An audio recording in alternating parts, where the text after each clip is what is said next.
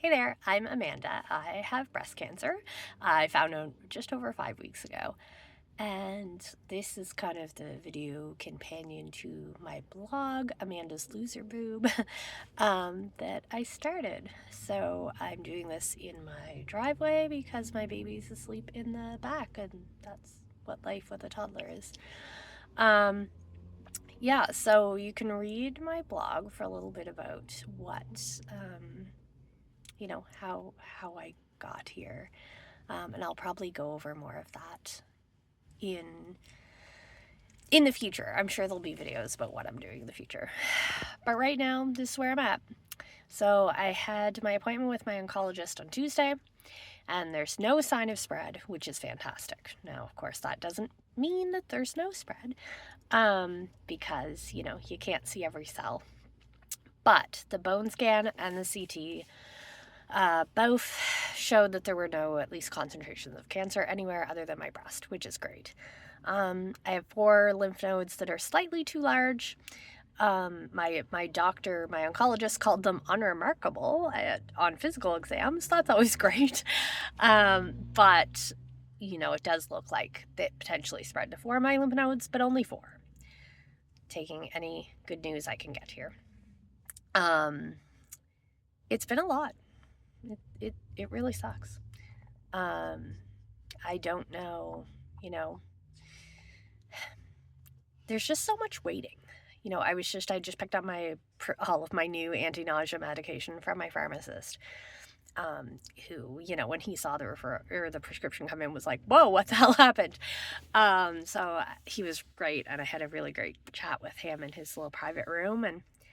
But it's like, man, everything takes so long.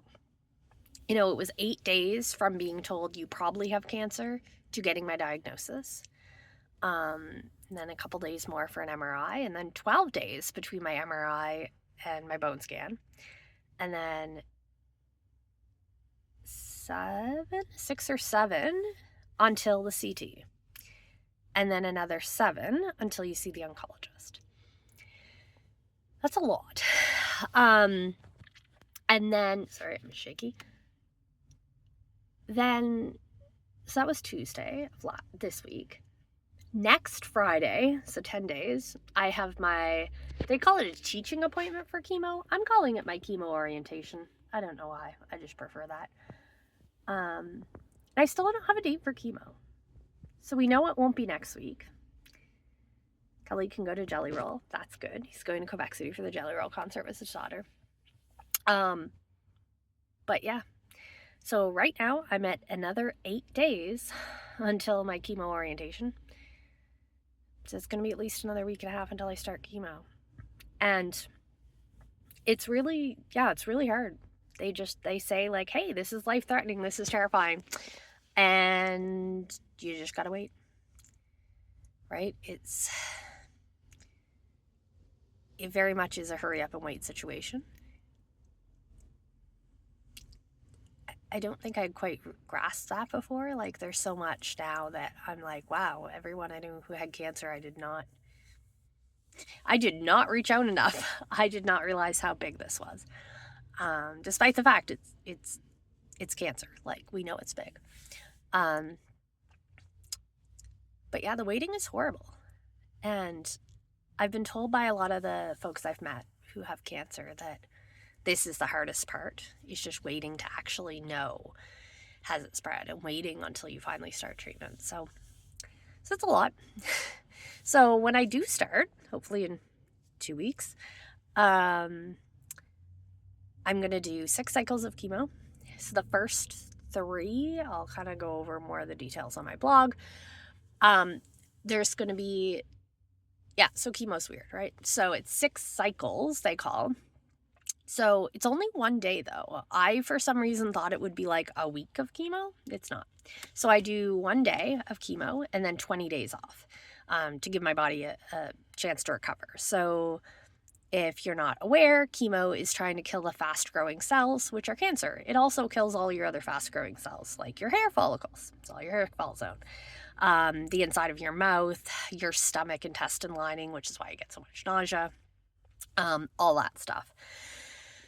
So the chemo I'm on, it's different kinds of chemo. So I'm on 4 different kinds. So the first 3 cycles, which will be 9 weeks, is 3 different chemos together. I will put it in my blog because I don't remember what they are.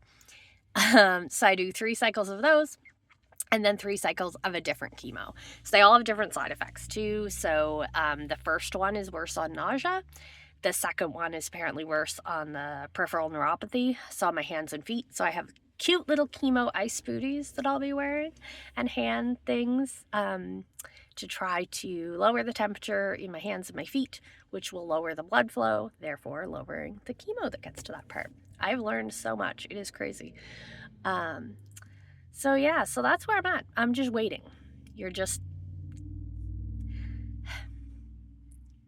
It's very weird. They just expect you to have your whole life on hold. Just super weird. It's like, can I go anywhere? Can I do anything? Maybe, right? Like, I know for the next week I'm technically free.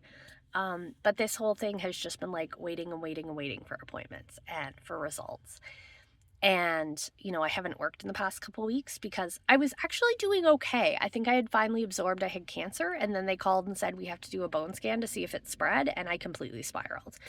It hadn't really occurred to me that it might have spread.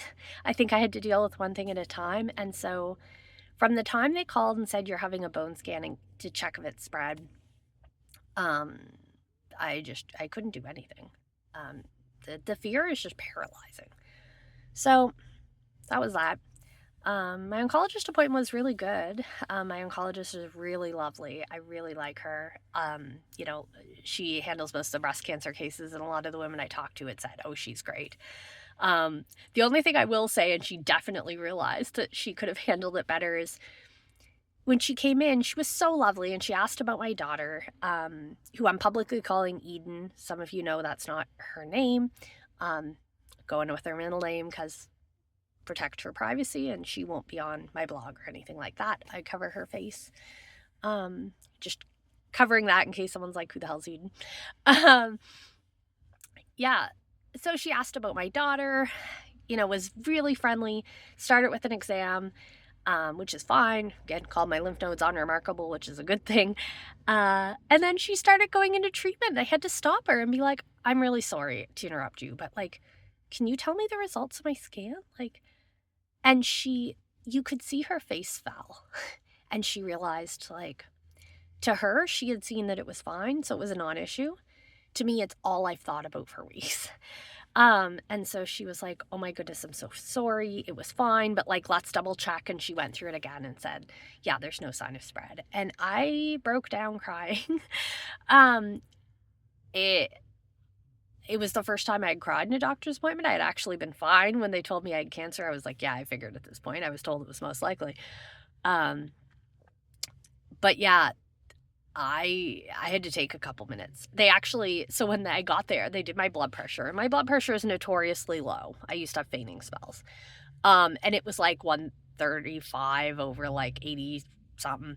And I was like, yeah, that's high for me. And they said, we get that. You're at the first oncologist appointment, you're stressed. My pulse was 137. My heart was racing. It's terrifying. I'm literally there to find out if I have stage 4 cancer or not. Yeah, so that was all terrifying. Really glad that I interrupted her because she may have just went on. Sorry, I had to move that. She may have just went on with the appointment without actually telling me, because for her, and this is kind of my advice to healthcare professionals, remember that it's our first appointment. This for you is just a Tuesday, right? It's just a normal day. And she was incredibly compassionate. I'm not saying she wasn't. She was great. And she realized right away. It was like, oh my goodness, I should have said that. But yeah, any healthcare professionals watching, remember, this is all new to us. Yeah, so she was great, and it really felt like an entire concrete block had been removed from my chest. It was just so stressful waiting to find out, because you just don't know, right? I had no symptoms, but it's possible that you have no symptoms. And I've had issues with my arm. It's my right breast that has breast cancer, and my right upper arm has been causing a lot of pain.